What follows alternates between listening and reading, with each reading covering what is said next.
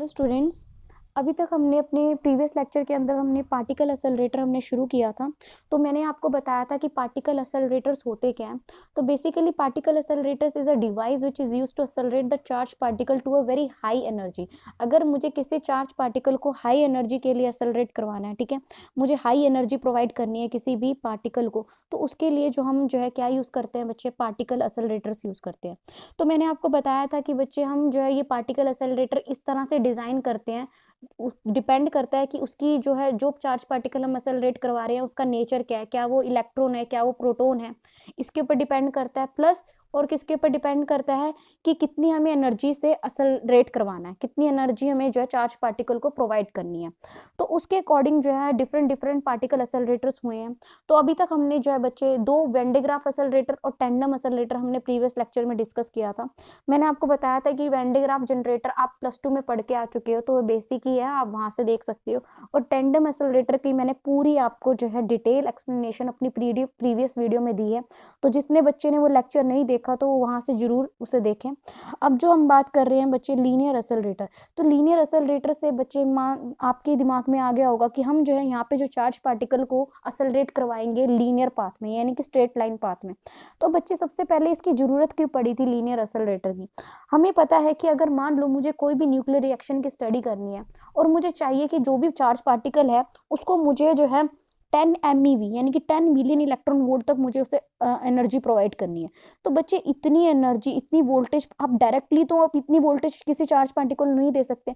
अगर आप direct method से इतनी वोल्टेज किसी चार्ज पार्टिकल को दोगे तो उसकी इंसुलेशन, उसकी इंसुलेटिंग प्रॉपर्टीज, उसको उसके ऊपर सारा डिपेंड करेगा कि उसको इंसुलेट करना हमारे लिए बहुत मुश्किल हो जाएगा।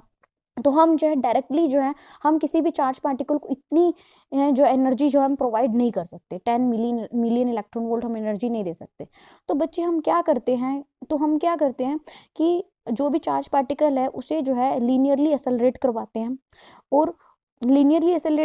और कितनी MeV तक उसे एनर्जी प्रोवाइड करते हैं, 10 मिलियन इलेक्ट्रॉन वोल्ट तक हम उसको जो है एनर्जी प्रोवाइड कर सकते हैं लीनियरली एक्सेलरेट करवा के।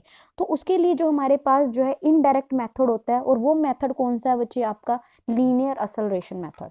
ठीक है, तो यहाँ पे हम बेसिकली क्या कर रहे हैं कि हम चार्ज पार्टिकल को लीनियरली एक्सेलरेट करवा रहे हैं, और लीनियरली एक्सेलरेट करवा रहे हैं टू अ 10 MeV वोल्टेज तक हम उसको एक्सेलरेट करवा रहे हैं। ठीक है, तो लीनियर एक्सेलरेटर क्या है, बेसिकली एक ऐसी डिवाइस है जिसमें हम चार्ज पार्टिकल को स्ट्रेट लाइन में मूव करवाते हैं। ठीक है ना, स्ट्रेट लाइन में हम उसको जो एक्सेलरेट करते हैं, प्लस हम क्या करते हैं, ऑल्टरनेटिंग जो है इलेक्ट्रिक और मैग्नेटिक फील्ड प्रोवाइड करते हैं, sorry electric field, only electric field provide करते हैं। तो हम क्या करते हैं, इसके अंदर जो भी चार्ज पार्टिकल है उसको स्ट्रेट लाइन में मूव करवाएंगे और उसके ऊपर जो है ऑल्टरनेटिंग जो है हम क्या अप्लाई करेंगे बच्चे, इलेक्ट्रिक फील्ड अप्लाई करेंगे। और वो इलेक्ट्रिक फील्ड कौन प्रोड्यूस करेगा बच्चे, हाई फ्रीक्वेंसी ऑसिलेटर। जब मैं वर्ड यूज़ करूँ बच्चे हाई फ्रीक्वेंसी ऑसिलेटर, हम नॉर्मल भी ऑसिलेटर यूज़ कर सकते थे, लेकिन हाई फ्रीक्वेंसी ऑसिलेटर का यूज़ क्या हम इसलिए कर रहे हैं क्योंकि अगर हमें क्या करना है बच्चे, ऑल्टरनेटिंग इलेक्ट्रिक फील्ड अप्लाई कर रहे हैं, यानी कि हमें क्या करना है, जो प्लेट्स हैं जिससे हम इलेक्ट्रिक फील्ड दे रहे हैं, तो उसकी जो है हमें हर बार क्या करनी है, पोलैरिटी को रिवर्स करना है। मान लो एक बार चार्ज पार्टिकल यहाँ आया, यहाँ पे उसने देखा कि अगर मान लो नेगेटिव है, ठीक है, तो यहाँ पे आया तो एक्सेलरेट हुआ, अगली बारी में जो है उसकी पोलैरिटी क्या हो जाएगी, जो भी पोलैरिटी हमने पहले दी थी, जैसे मान लो पॉजिटिव नेगेटिव इस तरह से पोलैरिटी है, तो जैसे ही पॉजिटिव से वो आगे जाएगा तो इसकी पोलैरिटी दोबारा से क्या हो जाएगी, रिवर्स हो जाएगी। यानी कि हर पॉइंट पे हम क्या कर रहे हैं, हर T/2 टाइम पे, मतलब हाफ टाइम पीरियड पे हम क्या कर रहे हैं, जो भी आपकी वोल्टेज हमने दी हुई है या जो भी हमने पोलैरिटी दी हुई है वो पोलैरिटी को हम रिवर्स कर रहे हैं हाफ साइकिल के बाद। तो हम वो देखेंगे होगा कैसे। तो हमारे पास बच्चे दो तरह के लीनियर एक्सेलरेटर्स हैं। सबसे पहले है ड्रिफ्ट ट्यूब एक्सेलरेटर। इसमें क्या होता है कि हम जो है आयंस को एक्सेलरेट करते हैं दो सक्सेसिव इलेक्ट्रोड्स के थ्रू। हम क्या करते हैं कि दो इलेक्ट्रोड्स लगा दिए, ठीक है ना, सक्सेसिव इलेक्ट्रोड्स जितने भी हो सकते हैं, ठीक है ना। तो हम क्या करते हैं, जो भी चार्ज पार्टिकल आएगा, पहले मान लो यहाँ पे, मान लो अगर प्रोटॉन आया है, यहाँ पे मान लो उसके ऊपर नेगेटिव चार्ज है इस प्लेट के ऊपर, ठीक है, वो एक्सेलरेट होगा क्योंकि प्रोटॉन जो है, एक्चुअली यहाँ पे मान लो पॉजिटिव चार्ज ले लो आप, ठीक है, या नेगेटिव चार्ज ले लो, पॉजिटिव जो है प्रोटॉन जो है वो नेगेटिव की तरफ अट्रैक्ट होगा, वो आगे जाएगा, आगे फिर फर्दर जो है हमने क्या करना है, इसको मान लो और पोलैरिटी नेगेटिव दो और आगे एक्सेलरेट करेगा। तो इस तरह से हम जो चार्ज पार्टिकल को हम एक्सेलरेट करवा रहे हैं डिफरेंट डिफरेंट इलेक्ट्रोड्स के थ्रू। ठीक है, तो हम यहाँ पे क्या कर रहे हैं, आयंस को जो है हम अलग अलग given a series of accelerating potentials in between the electrodes in correct phase। मान लो जो एक फेज में हम जो है क्या कर रहे हैं, आ रहे हैं डिफरेंट जो है जो भी हम आयंस ले रहे हैं उसको जो है एक्सेलरेट करवा रहे हैं। वो हमने क्या कर रखे हैं, बहुत सारी जो है इलेक्ट्रोड्स लगा रखे हैं और उसके थ्रू जैसे जो भी पार्टिकल आता है वो आगे एक्सेलरेट होता जाता है। नेक्स्ट है बच्चे वेव गाइड एक्सेलरेटर। इसमें क्या होता है बच्चे, वेव गाइड से हम समझ में आगे होगा आपको, हम यहाँ पे क्या यूज़ कर रहे हैं बच्चे, इलेक्ट्रोमैग्नेटिक वेव यूज़ कर रहे हैं। हम यहाँ पे जो चार्ज पार्टिकल हम ले रहे हैं दैट इज़ योर इलेक्ट्रॉन हमें पता है that is also a wave, ठीक है ना। तो इलेक्ट्रॉन जो है हम यहाँ पे क्या कर रहे हैं, जो भी हम इलेक्ट्रोमैग्नेटिक वेव्स ले रहे हैं उसमें क्या है बच्चे, इलेक्ट्रॉन्स हैं, और उसको जो है हम किसी मेटेलिक पाइप के अंदर जो है हम क्या कर रहे हैं, एक्सेलरेट कर रहे हैं, ठीक है। और उस पाइप को उन्होंने नाम दिया दैट इज़ वेव गाइड, ठीक है। और जनरली जो है जो भी हम इलेक्ट्रिक मैग्नेटिक फील्ड जो है हम यूज़ करते हैं इलेक्ट्रोमैग्नेटिक वेव बनाने के लिए, ठीक है ना, वो कितनी होती है बच्चे, आपकी 10⁹ हर्ट्ज़ होती है, ठीक है। तो ये कुछ इंपॉर्टेंट चीज़ें हैं हमें याद रखनी है। उसके बाद जो है पार्टिकल को हम लीनियरली एक्सेलरेट करवाते हैं डिफरेंट स्टेजेस पे। तो सबसे पहले जो है हमारे पास जो फर्स्ट है ना उसको हम स्टडी करते हैं, ड्रिफ्ट ट्यूब लीनियर एक्सेलरेटर। तो नाम से ही पता लग रहा है ट्यूब है और लीनियर एक्सेलरेटर मतलब जो भी चार्ज पार्टिकल होगा वो लीनियरली एक्सेलरेट होगा, ठीक है। तो यहाँ से बच्चे हमारे पास अरेंजमेंट देखो कैसा है। तो यहाँ पे अरेंजमेंट हमारे पास क्या है, हमने क्या किया बच्चे, बहुत सारे जो है होलो सिलेंडर्स लिए, और जो हम होलो सिलेंडर्स ले रहे हैं ये हमारा C1 सिलेंडर है, ये C2 C3 C4। अब इसमें आप देख रहे होगे बच्चे कि जो हम होलो सिलेंडर्स ले रहे हैं इसमें जो है इनकी लेंथ जो है वो इंक्रीज होती जा रही है। देखो फर्स्ट वाले की लेंथ जो है सेकंड वाले से इंक्रीज है, सेकंड की थर्ड से इंक्रीज है, थर्ड की फोर्थ से, इस तरह से जो है जैसे जैसे हम आगे बढ़ रहे हैं वैसे वैसे जो हम क्या कर रहे हैं बच्चे, सिलेंडर की लेंथ को हम इंक्रीज करते जा रहे हैं, ठीक है। तो हमने क्या लिया, और क्या लिया हमने, कोएक्सियल मेटेलिक सिलेंड्रिकल ट्यूब लिए हैं। कोएक्सियल का मतलब क्या होता है बच्चे, इनकी जो एक्सिस है, ठीक है ना, वो सबकी क्या है, सेम है, ठीक है। इन सबकी जो है एक्सिस है वो क्या है बच्चे, सबकी सेम है। तो हमने क्या लिया, कोएक्सियल सिलेंड्रिकल ट्यूब लिए हैं और सारी कैसी है, इंक्रीजिंग लेंथ की है। और इन सिलेंड्रिकल ट्यूब को बच्चे हम क्या नाम देते हैं बच्चे, ड्रिफ्ट ट्यूब्स, ठीक है ना। ड्रिफ्ट का मतलब होता है आगे बढ़ना, तो ड्रिफ्ट ट्यूब्स जो है इसका हमने क्या नाम दिया, ड्रिफ्ट ट्यूब्स, ठीक है।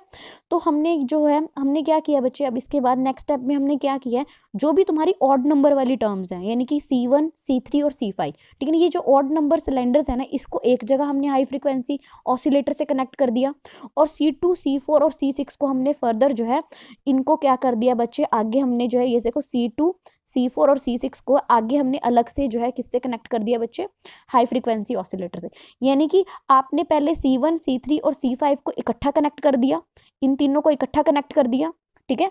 हमने क्या किया बच्चे, याद रखना हमने क्या किया है, जो ओड वाले हैं C1 C3 और C5 को पहले इनको एक दूसरे से कनेक्ट कर दिया सिलेंडर्स को, फिर इसको फर्दर जो है हाई फ्रीक्वेंसी ऑसिलेटर से कनेक्ट कर दिया। सिमिलरली हमने क्या किया, C2 C4 और C6 यानी कि जो इवन वाले हैं इनको पहले एक दूसरे से कनेक्ट किया, फिर इसको हमने किससे फाइनली कनेक्ट कर दिया बच्चे, हाई फ्रीक्वेंसी ऑसिलेटर से कनेक्ट कर दिया। तो आपको समझ में आ गया होगा हमने क्या किया, यहाँ पे जो है C1 C3 और C5 को अलग पहले कनेक्ट किया एक दूसरे के साथ, फिर इसको हाई फ्रीक्वेंसी, देख रहे हो हाई फ्रीक्वेंसी ऑसिलेटर से कनेक्टेड है। यहाँ से C2 C4 और C6 ये कनेक्टेड है, और ये फर्दर किससे कनेक्टेड है बच्चे, हाई फ्रीक्वेंसी ऑसिलेटर से। उसके बाद हमने क्या किया बच्चे, ये जो ग्लास ट्यूब जो हमने ली है दैट इज इवाक्यूएटेड ग्लास ट्यूब, कि हम जो देखना हम हमारे यहाँ पे जो है ये बिल्कुल हॉलो है, इसके अंदर कुछ भी नहीं है, इवाक्यूएटेड है, ठीक है। यानी कि कोई भी एक्सटर्नल सोर्स इसके अंदर नहीं जा सकती, जो भी हम सोर्स ले रहे हैं वही हम यूज करेंगे यहाँ पे। पर वैसे एक्सटर्नल जो भी अगर होता है कोई डस्ट वगैरह वो कुछ नहीं है इसके अंदर, ठीक है ना। इवाक्यूएटेड ग्लास चैम्बर हमने कंसीडर किया, ठीक है। उसके बाद बच्चे हमने यहाँ पे क्या लिया है बच्चे, ये सोर्स लिया है जो कि क्या कर रही है बच्चे, आयंस को एक्सेलरेट करवाने का काम करी। यहाँ से हमारे आयंस निकलेंगे, ठीक है ना, यहाँ से ये हमने सोर्स लिया है, ठीक है ना, एस। अब ये जो सोर्स है यहाँ से जो आयंस निकलेंगे वो कैसे जाएंगे बच्चे, स्ट्रेट लाइन में मूव करेंगे, और कॉमन एक्सिस की इसी जो भी हमारी कॉमन एक्सिस है किसकी, सिलेंडर्स की, उसी में उसी डायरेक्शन में क्या करेंगे बच्चे, ये आयंस मूव करेंगे, ठीक है। अभी तक आपको अरेंजमेंट समझ में आ गई होगी कि हो क्या रहा है। अब देखो बच्चे हमने करना क्या है यहाँ पे, ठीक है। तो हम हमारे पास क्या होगा, मान के चलते हैं हमने यहाँ पे जो सोर्स लिया है, ये जो सोर्स है हमने कंसीडर करके चलते हैं, हमने कोई पॉजिटिव चार्ज हमने सोर्स लिया, ठीक है ना। कोई भी पॉजिटिव चार्ज पार्टिकल हमने क्या यूज़ किया, एज अ सोर्स यूज़ किया। मान लो मैंने प्रोटॉन यूज़ किया, ठीक है, जस्ट इमेजिन, ठीक है ना। मैंने क्या किया, कोई भी पॉजिटिव चार्ज हमने हमने क्या लिया है, एज अ चार्ज पार्टिकल हमने यहाँ से निकाला, ठीक है। अब ये चार्ज पार्टिकल जो है इसी कॉमन एक्सिस के थ्रू मूव करेगा। अब प्रिंसिपल क्या है बच्चे इसके अंदर कि जैसे चार्ज पार्टिकल इसके अंदर एंटर करेगा, ये जो गैप है दैट इज होलो सिलेंडर। कैसा सिलेंडर है बच्चे? ये होलो सिलेंडर है। होलो सिलेंडर का मतलब यहाँ पे ये है बच्चे कि इसके अंदर जो है होलो सिलेंडर का मतलब यहाँ पे जो हमारे जो सिलेंडर्स हैं वो कैसे हैं बच्चे? होलो हैं। इसका मतलब ये है कि इनके बीच में जो इलेक्ट्रिक फील्ड है that is zero. Electric field जो है इसके बीच में नहीं इलेक्ट कर रही है, तो यहाँ पे जो भी पार्टिकल होगा वो कांस्टेंट वेलोसिटी से मूव करेगा। ठीक है, तो यहाँ पे मान लो जो हमारा आयन आया, ठीक है, पॉजिटिव चार्ज हमने लिया, वो अंदर इसके अंदर गया, होलो सिलेंडर में से पास हुआ, और इसकी वेलोसिटी हमेशा क्या रहेगी? सेम रहेगी। अब हमारे पास क्या है बच्चे? जैसे ही वो इस गैप्स में आएगा तो वो क्या करेगा बच्चे? एक्सेलरेट करेगा। यानी कि वेलोसिटी जो है चार्ज पार्टिकल इंक्रीज कब होगी? जब वो गैप्स में मूव करेगा। यानी कि गैप्स में क्या लगेगी बच्चे? इलेक्ट्रिक फील्ड लगेगी। इस करके जो हम क्या कह रहे हैं बच्चे, जैसे ही सिलेंडर के अंदर है कांस्टेंट वेलोसिटी से मूव करेगा, जैसे ही वो गैप में आएगा तो उसकी वेलोसिटी क्या कर जाएगी? इंक्रीज कर। फिर से कांस्टेंट वेलोसिटी से मूव करेगा, जैसे ही गैप में आएगा फिर उसकी वेलोसिटी इंक्रीज कर जाएगी। इस तरह से हम देखते जाओगे, एक पॉइंट ऐसा आएगा जब वहाँ पे बहुत सारी जब है चार्ज पार्टिकल की वेलोसिटी हो जाएगी, यानी कि बहुत एनर्जी गेन कर लेगा, उसको फिर हम किस पे? टारगेट के ऊपर हम स्ट्राइक करा देंगे। तो अब देखो बच्चे, हमारे पास हमने यहाँ पे क्या लगाया? मैंने आपको बताया था हाई फ्रीक्वेंसी ऑसिलेटर हमने लगाया। ठीक है, तो हमने मान के चलते हैं कि कोई मान लो आयन है वो C1 से निकला, मान लो किसी भी वेलोसिटी से वो इसके अंदर मूव किया और कांस्टेंट वेलोसिटी से मूव किया, तो जैसे ही वो इसमें से बाहर निकला, C1 में से बाहर निकला, हमने क्या किया बच्चे? हमने क्या ले रहे हैं यहाँ पे? प्रोटॉन ले रहे हैं। तो हम मान के चलते हैं जो हमारे पास जो है C1, C3 और C5 जो है ना, वो किस पोटेंशियल पे हैं बच्चे? पॉजिटिव पोटेंशियल पे हैं। ठीक है, जैसे चार्ज पार्टिकल आया C1, C3 और C5 किस पोटेंशियल पे? हमारा पॉजिटिव पोटेंशियल पे है। और जो हमारा C2, C4 और C6 है वो किस पोटेंशियल पे बच्चे? हमारा नेगेटिव पोटेंशियल पे है। अब देखो हमने क्या लिया है स्टार्टिंग में, यहाँ पे C1, C3 और C5 हमने क्या लिया बच्चे? पॉजिटिव पोटेंशियल पे लिया। और C2, C4 और C6 हमने क्या लिया बच्चे? नेगेटिव पोटेंशियल पे लिया। तो जैसे ही चार्ज पार्टिकल आया, इसके अंदर कांस्टेंट वेलोसिटी से मूव किया। अब चार्ज पार्टिकल कैसा है? हमारा चार्ज पार्टिकल है वो पॉजिटिव है। ठीक है ना, तो पॉजिटिव जो है नेगेटिव की तरफ अट्रैक्ट होगा, तो इसका मतलब वो जो है बहुत तेजी से जो है वेलोसिटी से मूव करेगा, बहुत हाई वेलोसिटी से वो मूव करेगा। ठीक है ना, जो उसकी पहले वेलोसिटी थी, मान लो v वेलोसिटी थी, अब जो है उसकी वेलोसिटी इंक्रीज होगी, मान लो v डैश वेलोसिटी होगी उसकी।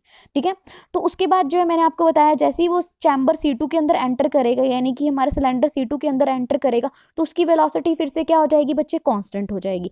कांस्टेंट होने के बाद क्या होगा बच्चे? अब मैंने आपको क्या बोला है, हमने यहाँ पे क्या लगा रखा है? हाई फ्रीक्वेंसी ऑसिलेटर लगा रखा है। अब ये क्या करेगा? पोलैरिटी को चेंज कर देगा।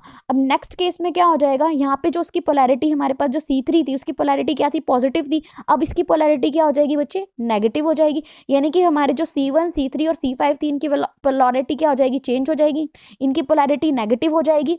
और जो हमारे C2, C4 और C6 थे, इसकी पोलैरिटी सेकंड केस में क्या हो जाएगी? हमारी पॉजिटिव हो जाएगी। अब दोबारा से जैसे ही वो यहाँ से C2 से बाहर आएगा, अब वो दोबारा से क्या देखेगा बच्चे? नेगेटिव पोटेंशियल देखेगा। तो हमारा जो चार्ज पार्टिकल है वो और तेजी से क्या करेगा बच्चे?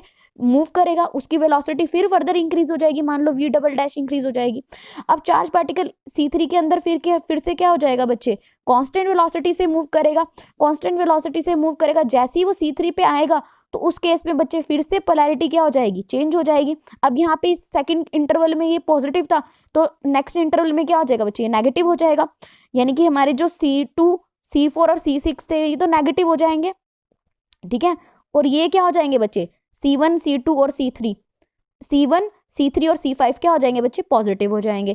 यानी कि नेक्स्ट केस में क्या हो जाएगा? जैसे ही वो C3 आएगा, दोबारा से इसको कौन से पोटेंशियल पे देखेगा? नेगेटिव पोटेंशियल पे देखेगा, तो और तेजी से अट्रैक्ट होगा, और तेजी से इसकी वेलोसिटी जो है वो इंक्रीज हो जाएगी।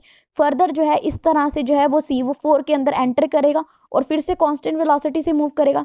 अब हर बार क्या होता जा रहा है बच्चे? जैसे ही वो इस पॉइंट पे आता है, बाहर निकलने वाला होता है, मर्ज होने वाला होता है, C4 से निकलेगा तो फिर से पोलैरिटी चेंज हो गई। इस केस में क्या होता जा रहा है? बार बार जो है आयन है उसकी जो है वेलोसिटी जो है इंक्रीज होती जा रही है। तो जितनी आप ट्यूब्स लगाते जाओगे उतनी बार जो है हमारी आयंस की जो है वेलोसिटी जो है वो इंक्रीज होती जाएगी। इस तरह से जो है जब हाई वेलोसिटी हो जाएगी, यानी हाई एनर्जी हो जाएगी, तो हम जो है अपनी जो भी हमें न्यूक्लियर रिएक्शन करवानी है उसके अंदर जो भी हमें टारगेट के ऊपर स्ट्राइक करवाना चार्ज पार्टिकल को, हम बाद में उसे स्ट्राइक करवा सकते हैं। तो ये सारा प्रिंसिपल था इसके अंदर। तो आपको समझ में आ गया होगा कि हमने क्या करना है बच्चे, जो भी आयन आया, मान लो पॉजिटिव चार्ज आया, जैसे ही एंटर किया C1 C3 C5 positive potential पे, C2 C4 C6 negative potential पे, तो उन्होंने देखा जैसे ही वो C1 से बाहर आएगा वो और तेजी से मूव करेगा नेगेटिव पोटेंशियल की तरफ, ठीक है ना।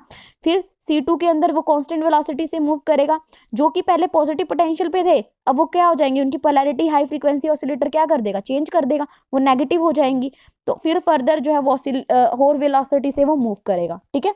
तो यहाँ तक आपको समझ में आ गया होगा। तो यहाँ से मैंने आपको बता दिया डिफरेंट जो है स्टेप्स होंगे, ठीक है ना। स्पीड जो है आयन की हर बार क्या होगी, जैसे ही वो एक ट्यूब से दूसरे ट्यूब में जाएगा, स्पीड जो है आयन की क्या होती जाएगी, इंक्रीज होती जाएगी, यानी कि एक सिलेंडर से दूसरे सिलेंडर में मूव करेगा, स्पीड जो है वो फर्दर क्या होती जाएगी बच्चे, इंक्रीज होती जाएगी, ठीक है। तो हमने क्या देखा कि, और हमने ये भी देखा स्पीड आयन की इंक्रीज हो रही है एक ट्यूब से दूसरे ट्यूब में, और लेंथ भी जो है उसी तरह से वो इंक्रीज हो रही है। सो जो आयन जो है inside the tube should travel for the same duration. ये अब ये जो आयन होगा वो क्या होगा, सेम ड्यूरेशन के लिए ही ट्रैवल करेगा, ठीक है। तो आयन जब बाहर आएगा एक ट्यूब में से, जैसे मतलब C2 में से बाहर आएगा, तो उसकी जो है क्या हो जाएगी, उसकी जो उसका जो एक्सेलरेटिंग वोल्टेज है ना वो सेम फेज में होगी जो उसकी प्रीवियस फेज था, यानी कि जो ड्रिफ्ट ट्यूब के अंदर से जब बाहर निकलेगा तो जो एक्सेलरेटिंग वोल्टेज हम प्रोवाइड कर रहे हैं, यानी कि C2 C4 C6 से जो भी हम एक्सेलरेटिंग वोल्टेज प्रोवाइड कर रहे हैं उसी डायरेक्शन में जो है, उसी ही फेज में जो है आयन की क्या होगी बच्चे, वोल्टेज होगी। तो यहाँ से हमने बता दिया, आपको इतना क्लियर हो गया होगा आपको वर्किंग इसकी, कि वर्किंग क्या हो रही है लीनियर एक्सेलरेटर में। अब आगे देखो बच्चे, अब मान लो जो हमने दो सक्सेसिव इलेक्ट्रोड्स का मतलब यहाँ पे वही है, दो सक्सेसिव जब सिलेंडर में से वो पास किया होगा, ठीक है ना, दो सक्सेसिव सिलेंडर में से जब वो पास किया होगा, तो उस केस में बच्चे हमारे पास कुछ ना कुछ आयन ने टाइम लिया होगा, ठीक है ना। तो जो टाइम होगा दैट, जो एक सिलेंडर से दूसरे सिलेंडर में मूव करने का जो टाइम होगा C1 से C2, या एक इलेक्ट्रोड से दूसरे इलेक्ट्रोड में मूव करने का जो टाइम होगा, दैट शुड बी कितना होगा बच्चे, T/2 होगा। मैंने आपको क्या बोला था कि half cycle high frequency oscillator में क्या होता है कि जब टाइम जो है T/2 होता है ना, तो उस केस में जो है पोलैरिटी क्या हो जाती है बच्चे, रिवर्स हो जाती है। तो हमने देखा जब C1 से वो C2 में जा रहा था पोलैरिटी रिवर्स हुई थी, यानी कि हाफ टाइम में हमेशा जो है जब भी जो भी आयन जो है जो टाइम लेगा यहाँ से बाहर आने का, वो क्या होगा, हमेशा क्या होना चाहिए, T/2 होना चाहिए। तभी ये कंडीशन सेटिस्फाई होगी कि उसकी जो है ये कह सकते हैं पोलैरिटी रिवर्स होगी, ठीक है ना। तो जितना टाइम जो है दो सक्सेसिव इलेक्ट्रोड्स को क्रॉस करने के लिए लगेगा, ठीक है ना, इनको ट्रैवल करने के लिए लगेगा, वो कितना होगा बच्चे, T/2 होगा, ठीक है। तो ये हमेशा याद रखना है आपको। तो यहाँ पे जो अगर मुझे लेंथ निकालनी है, तो लेंथ क्या होती है बच्चे, आपको पता है स्पीड इनटू टाइम क्या होता है बच्चे, लेंथ होती है, ठीक है ना। Distance is equal to speed into time. तो डिस्टेंस हमारा क्या, लेंथ है ln, मान लो n ट्यूब्स है हमारे पास, हमारे बहुत सारे सिलेंडर्स हैं C1 C2 C3, यानी कि n ट्यूब्स हैं। तो उस केस में जो हमारे पास ln इंटू स्पीड, हमारे पास क्या है, वेलोसिटी जो है आयंस की मान लो Vn है। तो और टाइम क्या हो जाएगा बच्चे, मैंने आपको बताया था कि एक सिलेंडर से दूसरी, यानी एक ट्यूब से दूसरे ट्यूब में जो टाइम जो है जाने का जो टाइम है, दैट इज T/2, ठीक है। तो यहाँ से बच्चे हमारे पास क्या आ जाएगा, ν(n) is equal to T/2, और आप ये भी कह सकते हो बच्चे ν(n) बाय में अब 1/t, दैट इज फ्रीक्वेंसी, सो 2 × ν। तो यहाँ से हमारे पास जो है लेंथ जो है, मान लो ln जो है that is the distance between the first tube and the second tube, ठीक है ना। ln is the distance between the nth and n+1 tube, यानी कि फर्स्ट, अगर आप यहाँ पे फर्स्ट लोगे तो ये सेकंड, n को आप 1 पुट करोगे तो यहाँ पे 1, और ये 1+1 2, यानी कि फर्स्ट और सेकंड ट्यूब, इस तरह से सेकंड और थर्ड, ठीक है ना। n+1 ट्यूब्स का डिस्टेंस है, Vn क्या है, वेलोसिटी जो है nth जो हमने ले रहे हैं ट्यूब का, और t टाइम पीरियड है, new is the frequency of oscillating field, जो हम ऑसिलेटिंग फील्ड हम अप्लाई कर रहे हैं, हाई फ्रीक्वेंसी ऑसिलेटर जो हम अप्लाई की उसकी जो फ्रीक्वेंसी है दैट इज न्यू, ठीक है। तो हमने देखा जो पार्टिकल है वो कांस्टेंट स्पीड से अगर मूव कर रहा है, ठीक है ना, और लेकिन जो पार्टिकल है जैसे जैसे एक ट्यूब से दूसरे ट्यूब में जाता है उसकी जो है स्पीड जो है कॉन्स्टेंटली क्या होती जा रही है बच्चे, इंक्रीज होती जा रही है, यानी कि और लेंथ भी जो है वो भी क्या होती जा रही है, इंक्रीज हो। देखो length is directly proportional to velocity, तो जैसे जैसे वेलोसिटी बढ़ेगी ऑफ कोर्स जो लेंथ है वो भी, पार्टिकल लेंथ जो है ट्यूब्स की वो भी क्या होती जाएगी, सक्सेसफुली इंक्रीज होती जाएगी, ठीक है ना। आगे देखो बच्चे, अब हम निकालना चाहते हैं, हमें क्या कैलकुलेट करनी है, एनर्जी, कि किस एनर्जी से जो है आयन जो है वो निकला है, ठीक है ना, क्या उसने एनर्जी गेन करी, ठीक है ना। तो हमें तो एनर्जी मेनली आयन की कैलकुलेट करनी है। तो मान लो जो हमारे पास जो है ऑल्टरनेटिंग, हम क्या बच्चे, हाई फ्रीक्वेंसी ऑसिलेटर कैसी वोल्टेज प्रोवाइड करेगा, ऑसिलेटिंग वोल्टेज प्रोवाइड करेगा। यानी कि मैंने अभी बोला ना, हर t/2 टाइम के लिए उसकी जो है पोलैरिटी चेंज हो रही थी, यानी कि 0 से t/2, यानी मान लो पहले पॉजिटिव था तो नेगेटिव नेक्स्ट केस में। तो जो हमारी जो वोल्टेज होगी, इफेक्टिव वोल्टेज की अगर मैं बात करूँ, ठीक है ना, तो वो कैसी होगी बच्चे, इफेक्टिव वैल्यू जो है ऑल्टरनेटिंग ईएमएफ की क्या होगी, V0 साइन ले लो, साइन ओमेगा टी, ठीक है ना, तो ये हो जाएगी। तो यहाँ से बच्चे V0 जो है पीक है, पीक वैल्यू है ईएमएफ की। और उसके बाद हमारे पास क्या है, मान लो जो आयन है वो उसने जब गैप में से पास हुआ तो उसने जो एनर्जी एक्वायर करी, मैंने आपको एक चीज बोली है, गैप के बीच में इलेक्ट्रिक फील्ड एक्ट कर रही है, ठीक है। और मैंने आपको बताया कि कोई भी चार्ज पार्टिकल अगर किसी, मान लो उसका चार्ज क्या हुआ है और वो किसी इलेक्ट्रिक फील्ड ई के अंदर मूव कर रहा है, तो उस केस में जो एनर्जी उसने ऑक्यूपाई की होती है ना, वो क्या होती है बच्चे, QV, ठीक है ना। तो ये चीज आपको याद रखनी है। तो यहाँ पे जो हमारे पास एनर्जी जो आयन ने ऑक्यूपाई की है, यानी कि जो एनर्जी आयन की हुई है जब उसने एक ट्यूब से दूसरे ट्यूब में वो पास करके गया, तो उस केस में जो एनर्जी है दैट इज QV, यानी कि Q इंटू VE। यहाँ पे VE क्या है, effective value of alternating EMF, ठीक है ना। तो यहाँ पे हमने ये सब्स्टिट्यूट कर दिया। अब बच्चे टोटल एनर्जी उसने जो गेन की होगी, अब कितने पास उसने, तो n ट्यूब्स को पास किया, n गैप्स को उसने पास किया, तो उस केस के लिए जो टोटल एनर्जी जो है आयंस ने ऑक्यूपाई करी है वो क्या हो जाएगी बच्चे, वो किसके इक्वल होगी, यानी कि जो टोटल काइनेटिक एनर्जी है हमारे केस में वो क्या होगी, half mv² that is equal to NQVE plus K। अब यहाँ पे बच्चे आप कहोगे ये जो K आया, यानी कि टोटल एनर्जी किस में, काइनेटिक एनर्जी में, क्योंकि वेलोसिटी इंक्रीज होती जा रही, तो हाफ mv² वो किसके इक्वल होगी, NQVE प्लस में K। यहाँ से बच्चे हमारे पास ये आएगा कि K क्या है, ठीक है। ये जो कांस्टेंट K कैसे आया रिलेशन के अंदर, तो K जो है वो इसलिए आया बच्चे, एक तो पहली बात ये कि जो भी हमारा पार्टिकल है उसकी जो भी जब जैसे ही वो एक्सेलरेटर के अंदर से पास करेगा उसकी एनर्जी हमेशा 0 से बड़ी होगी। अगर मान लो आप क्या कहते, अगर n हमारा 0 हो जाता, अगर आप K नहीं लेते, तो उस केस में हमारी एनर्जी क्या हो जाती बच्चे, 0 हो जाती। तो हमें ये चीज़ तो नहीं चाहिए ना, तो जैसे ही वो एक्सेलरेटर के अंदर चला गया ना, तो हमेशा जो है एनर्जी जो है वो 0 से बड़ी होगी, ठीक है। इस करके K हमारा फैक्टर में आया। सेकंड केस क्या, कि हमने पता है कि first gap has only half the oscillating voltage if the oscillator is balance with respect to ground. तो यहाँ पे बच्चे एक पॉइंट ये है हमारे पास, जो हमारे पास जो है पहला गैप है ना, उस केस में जो ऑसिलेटिंग वोल्टेज है ना वो कितनी होती है, हाफ होती है। तो हमारे जो ऑसिलेटर है उसको जो है ग्राउंड के रिस्पेक्ट टू में बैलेंस होना बहुत जरूरी है। तो इस करके जो है ये K फैक्टर हमारे उसके अंदर आया, ठीक है। अब देखो बच्चे, यहाँ पे हमारे पास जो है Vn है, हमारे पास Vn, यहाँ पे Vn is the velocity of ion. Vn अगर आप कैलकुलेट करोगे तो क्या आ जाएगा, अंडर रूट ऑफ, क्या आ जाएगा बच्चे, ये 2 इधर चला जाएगा, 2NQVE प्लस में 2K डिवाइडेड बाय m, ठीक है ना, तो अंडर द रूट। अब यहाँ पे बच्चे अगर मान लो K हमारा 0 है, तो हमारे पास जो वेलोसिटी आयन की क्या निकल के आएगी, दैट इज 2NQVE बाय में m। तो ये रिलेशन आपको हमेशा अच्छे से याद रखनी है। तो यहाँ पे हमारी वेलोसिटी जो है निकल के आई 2NQVE बाय में m। अब बच्चे हम क्या करेंगे, ये जो रिलेशन है हमारे पास, हमने क्या निकाली थी, लेंथ मैंने आपको बताई, जो लेंथ है एन ट्यूब्स की जो लेंथ अगर मैं बात करूं तो वो किसके ऊपर डिपेंड करी थी, वेलोसिटी के ऊपर डिपेंड करी थी, डायरेक्टली प्रोपोर्शनल थी, और डिवाइडेड बाय क्या आया था हमारे पास, 2 बाय में t, 2 इंटू टी, ठीक है ना, ये आया था। ये जो Vn हमारे पास अभी क्या निकल के आया बच्चे, हमारे पास Vn हमारे पास 2V नहीं 2 न्यू, सॉरी 2 न्यू, ठीक है।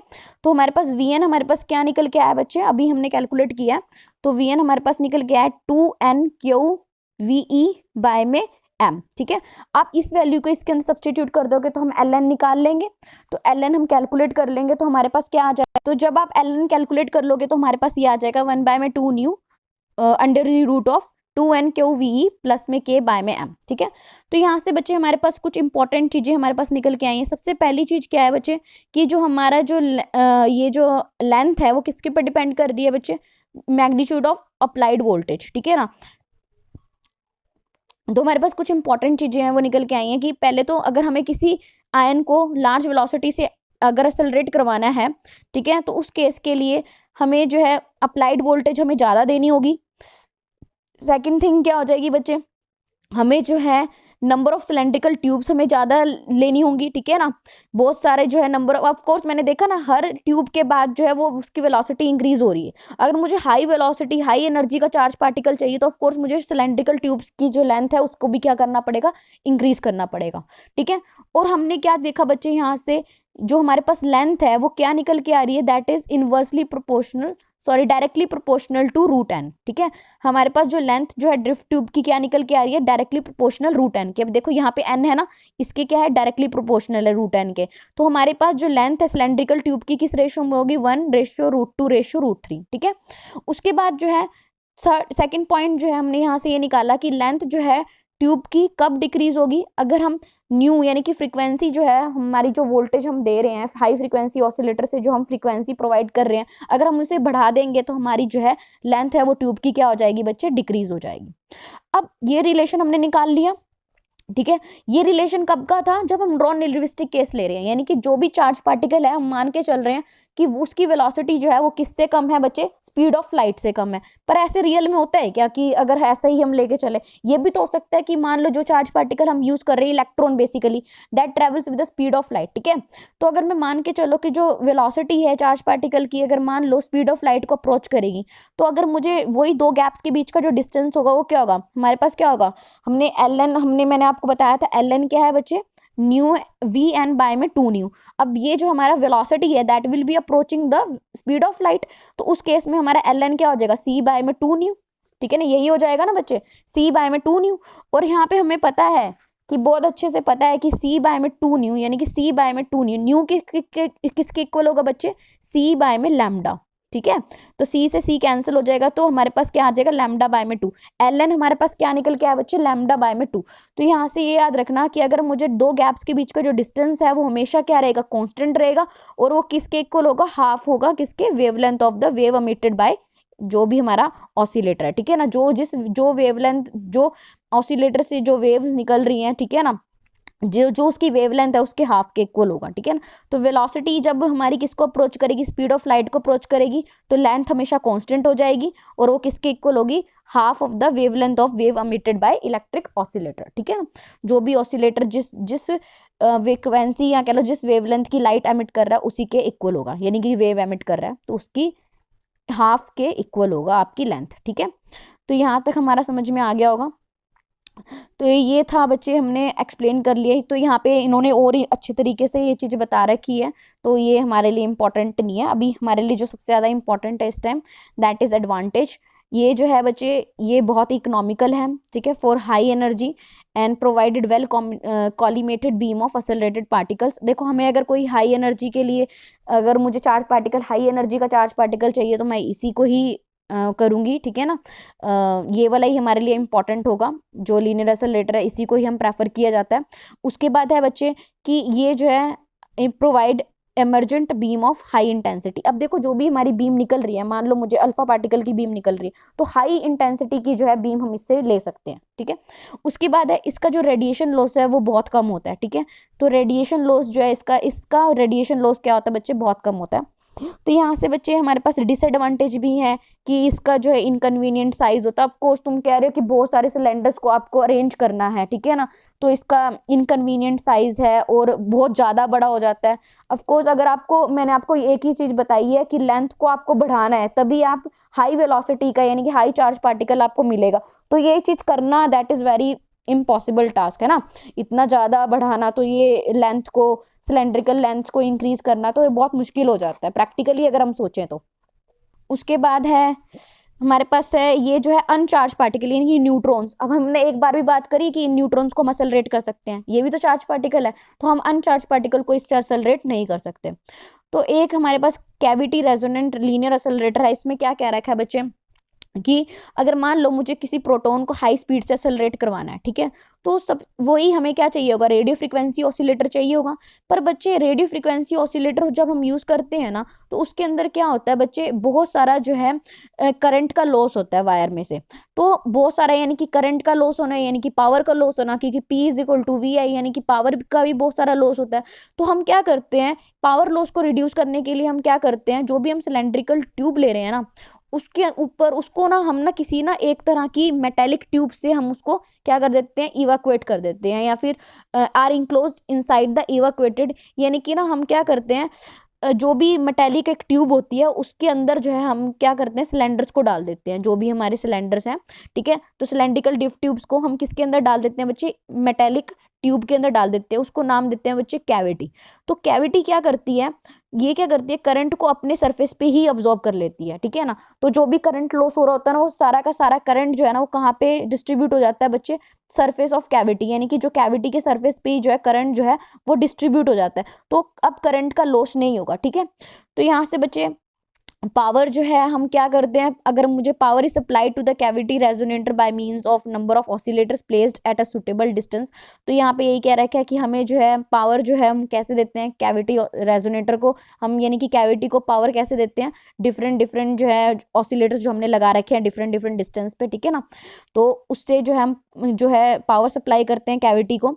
तो यहाँ पे एक चीज और दे रखी है, an oscillating electromagnetic field of high frequency is the setup and it has electric field. देखो अब क्या कह रखा है, देखो हम क्या करेंगे कि हम ना कैविटी जो है, मैंने आपको क्या बोला कि हम कैसे जो है रिड्यूस कर सकते हैं करंट को। हम क्या करते हैं बच्चे, जो भी हमारा सिलेंड्रिकल ट्यूब है ना, यानी ड्रिफ्ट ट्यूब्स है ना, उसके ऊपर हम पहले एक कैविटी से उसको मेटालिक कोटिंग कर देते हैं। तो मेटालिक कोटिंग करने से क्या होता है बच्चे, जो भी करंट लॉस होता है ना, वो पहले ही जो करंट होता है ना, वो इक्वली जो है इस कैविटी के अंदर डिस्ट्रीब्यूट हो जाता है।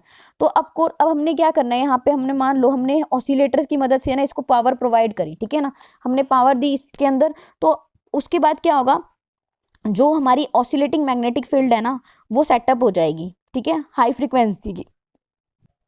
फ्रीक्वेंसी की ऑसिलेटिंग मैग्नेटिक फील्ड सेटअप हो जाएगी। और जो इलेक्ट्रिक फील्ड कंपोनेंट होगा ना, सो दैट इट हैज़ अब देखो जैसे ही यहाँ पे इलेक्ट्रोमैग्नेटिक फील्ड जो है सेटअप हुई, तो जो इसका इलेक्ट्रिक कंपोनेंट होगा ना, वो किसके अलोंग होगा बच्चे, आपके एक्सिस के अलोंग होगा, ठीक है ना। और इस तरह की जो वेव होती है उसको हम कहते हैं ट्रांसवर्स मैग्नेटिक वेव। आपको याद रखना टीएम वेव्स में ना बच्चे, मैं आपको ये बता देती हूँ, वैसे ये हमारे सिलेबस का पार्ट नहीं है।